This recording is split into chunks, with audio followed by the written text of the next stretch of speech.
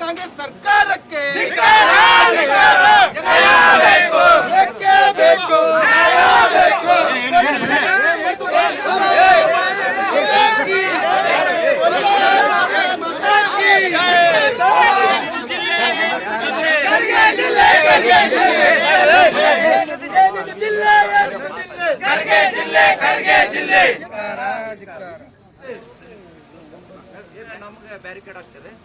ರಕ್ಷಣೆ ಮಾಡುತ್ತಿರುವ ಜಿಲ್ಲಾಡಳಿತಕ್ಕೆ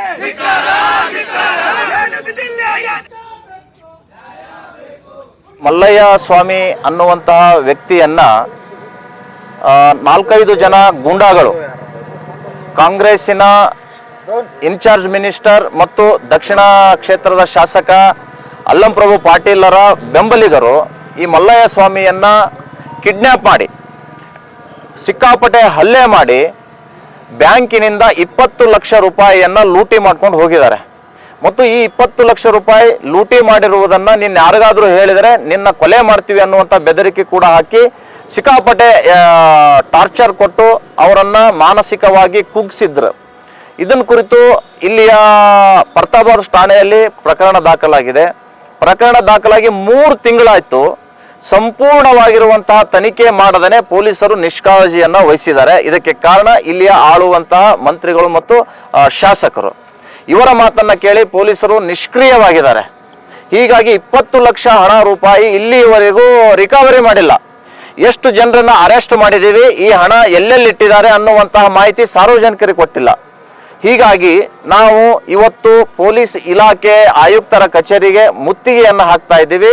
ಸಾಯಂಕಾಲದವರೆಗೆ ಧರಣಿ ಮಾಡ್ತೀವಿ. ಎಲ್ಲಿವರೆಗೂ ನ್ಯಾಯ ಕೊಡೋದಿಲ್ವೋ ಅಲ್ಲಿಯವರೆಗೂ ಕೂಡ ನಾವು ಇಲ್ಲಿಂದ ಕದಲೋದಿಲ್ಲ ಅನ್ನುವಂತಹ ಸಂಕಲ್ಪದೊಂದಿಗೆ ಇವತ್ತು ಆ ಮಲ್ಲಯ್ಯ ಸ್ವಾಮಿ ಮತ್ತು ಅವರ ದಂಪತಿಗಳಿಂದ ನಾವು ಬಂದಿದ್ದೀವಿ. ಇವತ್ತು ಆ ಮಲ್ಲಯ್ಯ ಸ್ವಾಮಿ ಅವರು ಹೇಳಿದ್ದಾರೆ, ನಮಗೆ ನ್ಯಾಯ ಸಿಗದೆ ಹೋದರೆ ನಾವು ಇವತ್ತು ವಿಷ ಪ್ರಾಶನ ಮಾಡ್ತೀವಿ ಅಂತ ಹೇಳಿ ಕೈಯಲ್ಲಿ ವಿಷದ ಬಾಟ್ಲಿಯನ್ನ ಇಟ್ಕೊಂಡು ಬಂದಿದ್ದಾರೆ.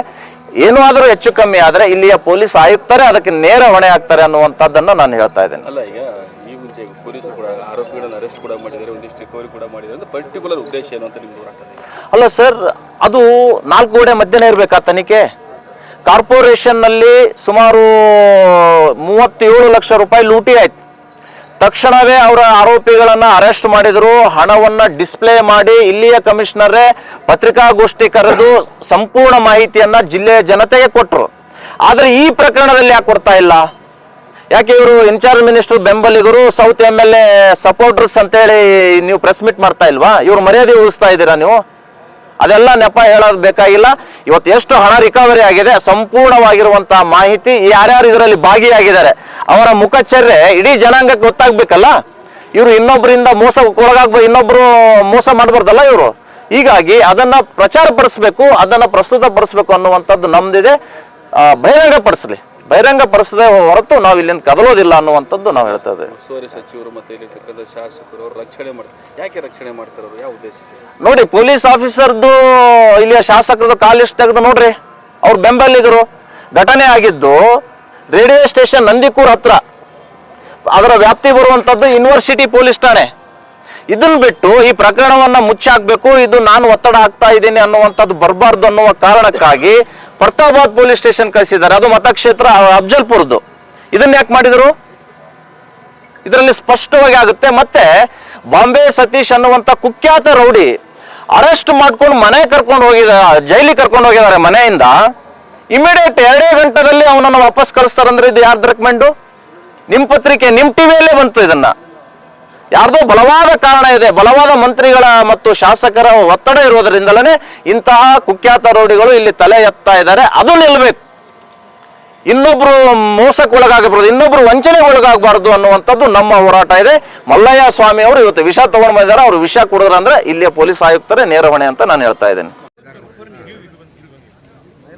ನಮ್ಮ ರೊಕ್ಕ ಕೊಡ್ಲಿಕ್ಕೆ ನಮಗೆ ಇಷ್ಟು ಮಾಡಕತ್ತೀರಿ. ಅವ್ರಿಗೆ ಕಷ್ಟ ನಾವು ತೊಗೊಂಡಿಲ್ರಿ, ಅವ್ರಿಗೇನು ಇನ್ಕ್ವೈರಿ ಮಾಡಿಲ್ಲ. ರೊಕ್ಕ ಎಷ್ಟು ಬಂದವು ನಮಗೇನು ಹೇಳಿಲ್ರಿ. ಹೇಳ್ಬೇಕಲ್ರಿ, ನಮ್ಮ ರೊಕ್ಕ ತೊಗೊಂಡು ನಮಗೆ ಊಟ ಅಂದಿಸ್ತಾರೆ. ಮತ್ತೆ